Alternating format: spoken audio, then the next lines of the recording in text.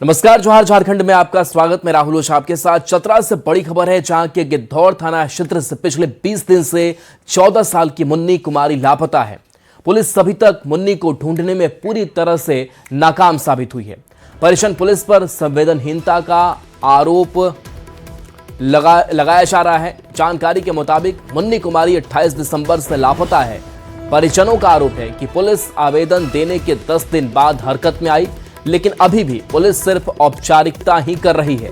अभी तक मुन्नी के नहीं मिलने से गांव के लोगों में पुलिस के खिलाफ आक्रोश भी देखने को मिल रहा है। बच्ची लोग बोले कि नहीं पिकनिक मनाने जाएंगे, तो ये बच्ची थी से वो सब पहले निकल गई और पीछे से ये बच्ची मैंने उसका पीछे वो सब चले गया। वो दूसरा अथी में चले गए मनाने के लिए, और ये जो बच्ची थी से भटक गई और पैर से भी थी विकलांग। और उसी में हम लोग फिर शाम को आए बच्ची लोग, तब उस सबके पूछे तब बोले कि नहीं से हमारा पास नहीं गए हो, से हम सोचलिए कि नहीं हो। तब वो हम लोग फिर जो थे से फिर खोजने लगे, पूरा 10-11 बजे रात तक खोजे जाके पूरा बस्ती और इधर जंगल में, तो नहीं मिला। बेटी घर पे आ जाएगी, हम लोग पास आ जाएगी, हम वही चाहते हैं। 20 दिन से निकला हुई है तो हम लोग का अंधेरा लगल रहता है डेली की आ जाएगी कल आएगी। अब देखिए, कई सवाल भी हैं। सवाल यह है कि आवेदन के 10 दिन बाद कार्रवाई क्यों नहीं शुरू हुई। सवाल यह भी है कि 20 दिन से लापता मुन्नी अब तक मिली क्यों नहीं। और सवाल यह भी है कि लापरवाह जो पुलिस अधिकारी हैं उन पर कार्रवाई कब होगी। सवाल तो यह भी है कि मानव तस्करी या ये कुछ और मामला है। रांची की अंशिका मामले से भी क्या सबक नहीं लिया जा सका। आखिर कब झारखंड पुलिस का रवैया बदलेगा।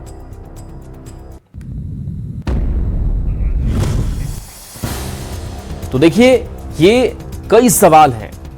और ये तस्वीर देखिए, जहां इस मुन्नी की तस्वीर लेकर उनके परिवार वाले बैठे हुए हैं। सुशांत हमारे साथ न्यूज़ 18 संवाददाता फोन लाइन पर। सुशांत, मुन्नी के बारे में क्या अब तक कोई जानकारी नहीं, क्या कर रही है पुलिस? देखिए, 20 दिन होने को चले और मुन्नी का अब तक पता नहीं चल पाया है। बात करें तो पुराने साल का अंत हो रहा था और उस वक्त जो मुन्नी है वो घर से पिकनिक के लिए कहकर निकली थी और उसके बाद से जो है अब तक उसकी जानकारी नहीं मिली है। हालांकि अगर परिजन की माने तो परिजनों ने जो है स्थानीय गिद्धौर थाना में इसकी जानकारी दे चुके हैं, लिखित आवेदन भी दे दिया है। लेकिन अभी तक जो पुलिस तरफ से जो जानकारी मिल रही है कि खोजबीन की प्रक्रिया जारी है। लेकिन आखिर खोजबीन की प्रक्रिया कब तक चलेगी, मुन्नी जो है कब तक पुलिस के जो है वो हाथ लग पाती है, देखने वाली बात होगी। लेकिन दूसरी तरफ अगर हम माने तो परिजन परेशान है, उनके गाँव वाले परेशान है। लगातार जो है वो गुहार लगा रहे हैं कि मुन्नी जो है उनके पास पहुंच जाए। जी चलिए, शुक्रिया सुशांत इस अपडेट के लिए आपका।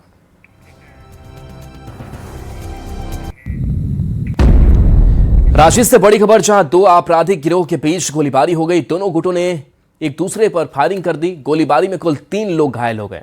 एक गुट के आकाश विकास घायल हैं, दूसरे गुट का रवि घायल बताया जा रहा है। वहीं मौके से 6 खोखे बरामद किए गए हैं। जमीन विवाद में गोलीबारी की आशंका है। संजय पांडे सहित सभी आरोपी पकड़े गए हैं। तो बड़ी खबर आप तक पहुंचा रहे हैं, जहां पर यह बड़ी घटना सामने आई है। एक गुट के आकाश विकास घायल है तो दूसरे गुट का रवि घायल हुआ है।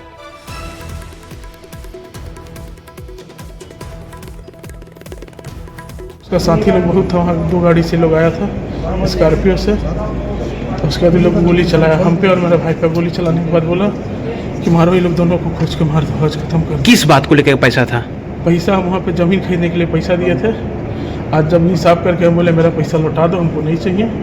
तुम लोग ज़मीन का क्लियर नहीं कर रहा तो हमको पैसा वापस कर दो। इसी बात पे लेकर हम लोग 55 लाख का बात था, तो सोचा ऐसा घटना कर देंगे तो पैसा बच जाए। ठीक के बीच में किसी ज़मीन विवाद को लेके आपस में फायरिंग हुई है और उसमें अभी इलाजरत हैं दोनों ग्रुप्स के लोग। और उसमें कुछ लोग जो हैं वो पकड़े भी गए हैं। जो जिनको गोली लगी है उन्होंने बताया भी है कि इन लोगों ने गोली चलाई थी।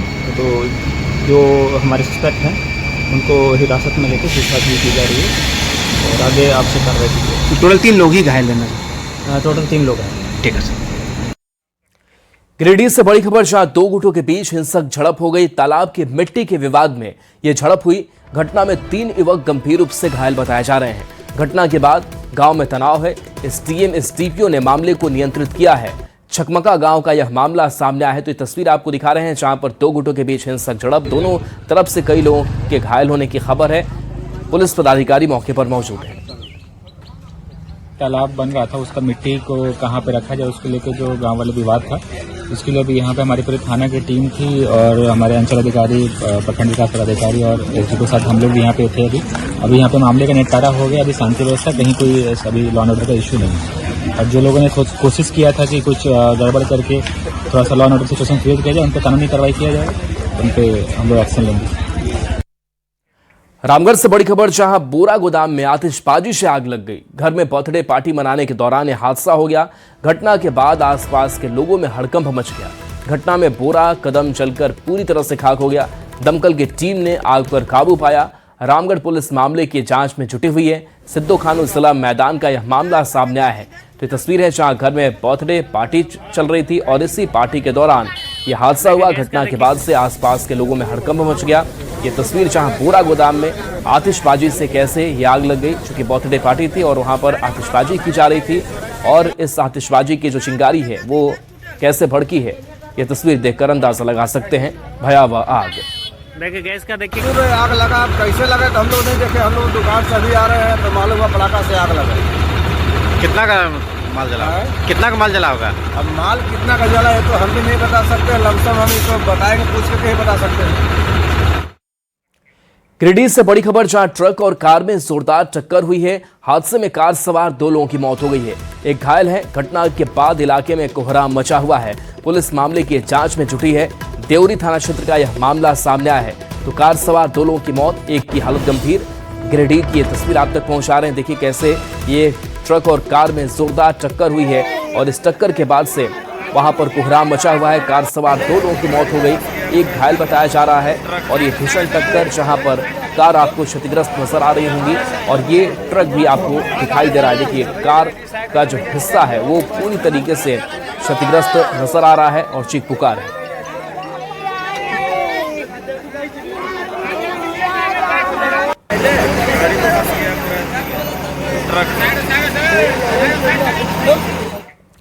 जामताड़ा से बड़ी खबर, जहां ट्रक और 2 बाइक के बीच टक्कर हो गई। हादसे में एक व्यक्ति की मौत हो गई है। घटना के बाद इलाके में अफरा तफरी है।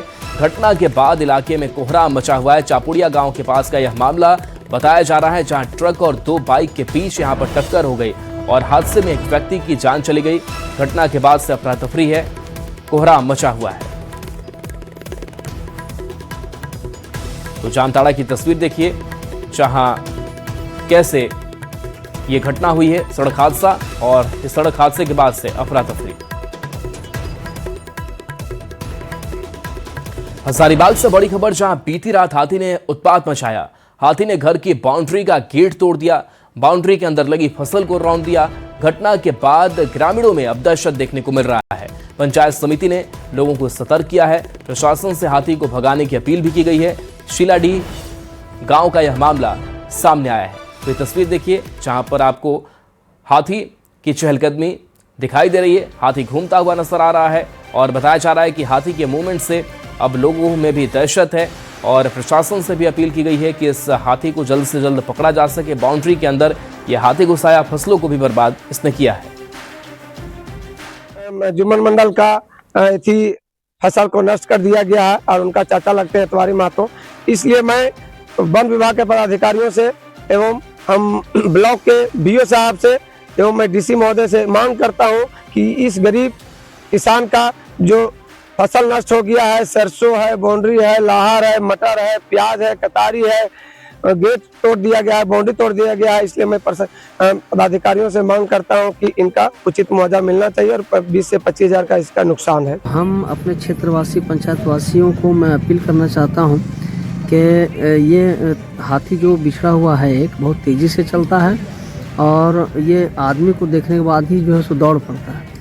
तो अभी कहाँ है, अकेले है, तो आप लोग सतर्क रहें और बिल्कुल ध्यान में रहें कि कब आपके पास आ जाए या कहाँ चल जाए। अगर दिखे तो तुरंत सूचना करें, मुझे करें या वन विभाग को या जिनको आपको लगे या थाना को करें, ताकि किसी का जान नहीं जाए। चाईबासा में इन दिनों जंगली हाथियों ने उत्पात मचाया हुआ है। जंगली हाथी लोगों के घरों को क्षतिग्रस्त कर रहे हैं और अनाज खा ले रहे हैं, जिस कारण ग्रामीण परेशान हैं। निमजी गांव के ग्रामीणों ने आदिवासी किसान मजदूर पार्टी के नेतृत्व में प्रदर्शन किया और पुतला दहन किया। ग्रामीणों ने विभाग से नुकसान का मुआवजे की मांग की, साथ ही जल्द हाथी नहीं खदेड़ने पर चक्का जाम की चेतावनी दी। आज हाथी और आदिवासी आपस में लड़ रहे हैं, गांव के लोग लड़ रहे हैं और जिसका मूल कारण है कि वन विभाग का लापरवाही। कहना चाहते हैं कि झारखंड सरकार वन विभाग के द्वारा मुआवजा की राशि जो है मृतक को 4 लाख रुपया दिया जाता है, उड़ीसा में 10 लाख रुपया है। तो हम लोग कहना चाहते हैं कि मुआवजा राशि को बढ़ाया जाए, मुआवजा राशि को बढ़ाते हुए 1 करोड़ रुपया किया जाए और जो घर को तोड़ता है कम से कम 10 लाख रुपया मुआवजा दिया जाए। मुख्यमंत्री हेमंत सोरेन दावोस और यूके के दौरे पर हैं। सीएम के साथ झारखंड सरकार की टीम भी इस दौरे में शामिल है। सीएम के विदेश दौरे को लेकर राज्य में सियासत भी तेज है। कांग्रेस ने सीएम के दौरे को उद्योग के क्षेत्र में झारखंड का बढ़ता कदम बताया। वहीं जेएमएम ने कहा कि सीएम राज्य में ही लोगों को रोजगार देना चाहते हैं, इसलिए ये दौरा खास है। तो वहीं बीजेपी ने कांग्रेस और जेएमएम के दावों पर तंज कसा है।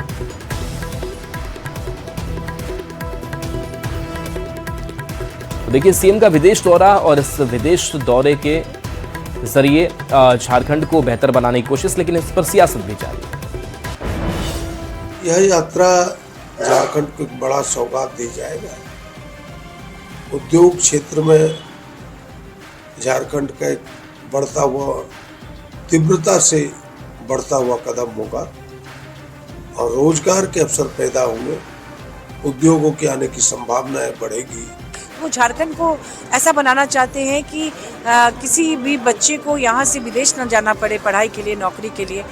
अगर यहीं पर इन्फोसिस आ जाए, यहीं पर अगर मल्टीनेशनल कंपनियाँ आ जाए, यहीं पर अच्छे अच्छे इंजीनियरिंग कॉलेज स्कूल्स बन जाए। देश के उद्योगपतियों के बजाय यदि भारत के बड़े बड़े उद्योगपतियों को लाते तो भारत के उद्योगपति तो आपके झारखंड में आ नहीं रहे हैं, तो आप विदेश से लाने जा रहे हैं। तो विदेश के लोग मूर्ख। झारखंड में पेसा नियमावली को लेकर राजनीति जारी है। बीजेपी लगातार इसका विरोध कर रही है और राज्य सरकार पर लोगों को धोखा देने का आरोप लगा रही है। तो वहीं कांग्रेस इसका बचाव कर रही है और कह रही है कि सरकार अगर किसी भी चीज को लागू करती है तो उसमें सुधार के कॉलम को बंद नहीं करती है। अभी 25 वर्ष गुजर जाने के बाद झारखंड में माननीय मुख्यमंत्री हेमंत सोरेन के नेतृत्व में जो पेसा जो इन्होंने घोषणा किया है, जो लागू हुआ है, इसमें कुछ नहीं है, कुछ नहीं है, सिर्फ यहाँ के लोगों को धोखा देने का काम किया है। उसमें स्पष्ट लिखा रहता है कि समय परिस्थिति के अनुसार जनता की आवश्यकता, जनता की जरूरतों के अनुसार हम उसमें बदलाव कर सकते हैं। तो इस प्रकार की कोई जरूरत होगी तो सरकार ने तो पहले से उस एक्ट और नियमावली में लिख के डाला है। खबर बोकारो से, जहां कांग्रेस के पूर्व प्रदेश अध्यक्ष राजेश ठाकुर ने बीजेपी सांसद निशिकांत दुबे पर हमला बोला। राजेश ठाकुर ने निशिकांत के मधुपुर में हुई हिंसा को लेकर दिए बयान पर निशाना साधा। उन्होंने कहा कि उनकी बातों को कोई तवज्जो नहीं देता है, अगर देता तो शायद केंद्र में भी उनको कोई जगह मिल गई होती।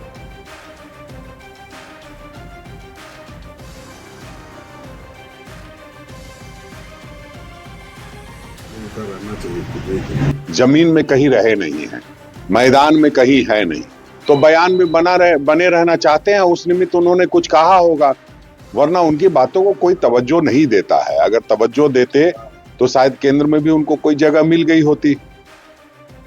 बीजेपी के पूर्व प्रदेश अध्यक्ष दीपक प्रकाश ने भ्रष्टाचार के मुद्दे को लेकर हेमंत सरकार पर निशाना साधा। उन्होंने कहा कि झारखंड की सरकार भ्रष्टाचारियों और लुटेरों की सरकार बन चुकी है। जब ईडी अपराधियों तक पहुंचने लगी तो राज्य सरकार घबराई हुई है। ईडी के अधिकारियों पर झूठे मुकदमे दर्ज कराए जा रहे हैं, जो राज्य के लिए दुर्भाग्यपूर्ण है। पेयजल स्वच्छता विभाग 2019 से लेकर के 2024 तक हजारों करोड़ रुपए फर्जी निकासी की गई। जब इसके बारे में आम जनता को पता चला तो सरकार एसीबी के माध्यम से मामले को ठंडे बस्ते में डालना चाहती है, लेकिन यह मामला मनी लॉन्ड्रिंग का है। इसके पैसे कई दूसरे राज्यों में खपाया गया है। जब ईडी हस्तक्षेप करती है, जांच करती है और अपराधियों के गले का पर उसके पहुंचती है और अपराधियों को पकड़ना चाहती है, तो यहाँ की सरकार घबराई नजर आती है। कांग्रेस के पूर्व प्रदेश अध्यक्ष राजेश ठाकुर ने नेता प्रतिपक्ष बाबूलाल मरांडी को नसीहत देते हुए कहा कि ईडी हो या डीजीपी के मुद्दे पर वो अपना बयान देने लगते हैं। प्रदेश अध्यक्ष को भी कुछ काम करने देना चाहिए। जो काम प्रवक्ताओं का है वो बाबूलाल मरांडी कर रहे हैं। हर जगह टांग अड़ाना है, और इसलिए सीपी सिंह साहब ने ठीक कहा कि आया राम गया राम का समय खत्म हो गया, क्योंकि जिस तरह से पार्टी का नुकसान हुआ है उनके कार्यकाल में, अब तो उनको कम से कम चुप रहना चाहिए। अगर इसी तरह बात करते रहेंगे, कभी ईडी में घुस जाते हैं, कभी डीजीपी में घुस जाते हैं, हर जगह घुसने की आवश्यकता नहीं है। आप मनरेगा का नाम बदलकर विकसित भारत जी राम जी कर दिया गया है। इसे लेकर विपक्षी दल बीजेपी पर हमलावर है। विपक्षी दल के आरोपों का जवाब देने के लिए देवघर में बीजेपी के प्रदेश उपाध्यक्ष बालमुकुंद सहाय ने कमान संभाली और विपक्ष के आरोपों को निराधार बताया। और वास्तव में गांधी जी के सपनों का भारत बनाने का काम भारतीय जनता पार्टी कर रही है, और जो दुष्प्रचार लोग कर रहे हैं उससे हमें बचने की जरूरत है। और वास्तव में गांधी जी के सपनों का भारत बनाने का काम भारतीय जनता पार्टी कर रही है, और जो दुष्प्रचार लोग कर रहे हैं उससे हमें बचने की जरूरत है कि इस योजना के आने से जहां गांव के लोगों को रोजगार मिलेगा, वहां गांव का विकास भी आगे बढ़ेगा। 6 साल पहले दर्ज केस के मामले में धनबाद सांसद Dhullu Mahato MP MLA court में पेश हुए। बागमारा विधायक रहने के दौरान उन पर सोनाराम मांझी ने एसटी एक्ट के तहत केस दर्ज कराया था। कोर्ट ने आपसी समझौते के आधार पर मामले में से सांसद को बरी कर दिया। सांसद ने राजनीतिक प्रतिशोध की भावना के तहत केस किए जाने का आरोप लगाया। सांसद ने धनबाद के विकास का संकल्प दोहराया। आप जानते हैं कि जब विरोधी लगता है तो झूठा झूठा मुकदमा करवाता है। हर प्रभु राम के भक्त हम हैं, और जो प्रभु राम का भक्त होता है उनको परेशानी होता है, मत राजित नहीं हो सकता। इसलिए लगातार केस हमारा सब समाप्त होते जा रहा, खत्म हो गया है। इसीलिए हम आज कोर्ट में पेशी होते हैं और न्यायालय पर मुझे पूरा विश्वास है, भरोसा है। उस मामला में आज सुलह हो गया, और सुलह के आधार पर जिन सभी 6 अभियुक्त थे सभी को सुलहनामा के आधार पर और साक्ष्य कोई ऐसा नहीं मिला, उसके आधार पर उनको सभी लोगों को रिहा कर दिया। राजधानी रांची में आज से 26 जनवरी परेड की तैयारी शुरू हो चुकी है। इस परेड की तैयारी में कुल 15 टुकड़ी इस बार परेड में प्रदर्शन करते हुए नजर आएगी। मोरहाबादी मैदान में राज्य स्तरीय परेड की तैयारी भी शुरू हो चुकी है। इस तैयारी में इस साल छत्तीसगढ़ की प्लाटून मेहमान के तौर पर रांची पहुंची है। साथ ही सेंट्रल पुलिस फोर्स की सीआरपी, आईटीबीपी समेत कई प्लाटून भी शामिल हुए हैं। यहाँ आके करेंगे, लेकिन ये जो हमारे अधिकांश लड़के हैं वो नक्सल प्रभावित ज़िले से आए हैं। वहाँ कोई दंतेवाड़ा से, कोई बीजापुर से, कोई सुकमा से। तो ये तो सब ट्रेंड सिपाही हैं, अधिकारी हैं, यंग हैं। वो सिर्फ रिहर्सल में सब कुछ हो जाएगा, और यहाँ आके हमको बहुत अच्छा लग रहा है। कैसा सपोर्ट यहाँ के पुलिस का मिल रहा है? नहीं, बढ़िया है, अच्छा है। वो तो डे 1 से ही बढ़िया से सहयोग अच्छा रहा है, और जो व्यवस्थाएं दी गई हैं वो संतोषजनक है। आज हमें 7:30 बजे पहुंच गए यहाँ पर, और अपना प्लाटून को बिल्कुल तैयार करके आया है, और यहाँ परेड के लिए खड़े हैं। कितने लोग आए? हम 100 और 26 आवर्स। क्या उम्मीद है अपने सभी लड़कों से? बिल्कुल बहुत बढ़िया है। देखिए, परेड में कुल प्लाटून 15 की संख्या है, 15 प्लाटून की संख्या है, और 3 बैंड की पार्टी है। और छत्तीसगढ़ से इस बार मेहमान टीम हमारी है, छत्तीसगढ़ राज्य से मेहमान टीम है। और महिला बटालियन जैप 10 से एक महिला टुकड़ी है, एनसीसी की महिला टुकड़ी है, और अपना रांची जिला पुलिस से एक महिला टुकड़ी है। और आज पहला दिन है रिहर्सल का। इसमें अभी तक 12 टुकड़ियाँ अभी शामिल हो चुकी हैं, और शायद 2-3 टुकड़ी जो नहीं पहुँची है वो कल से कंटिन्यू करेंगी। आज पहला दिन है, इसलिए कुछ देर से काम हो रहा है। तैयारी कैसी है इस बार से?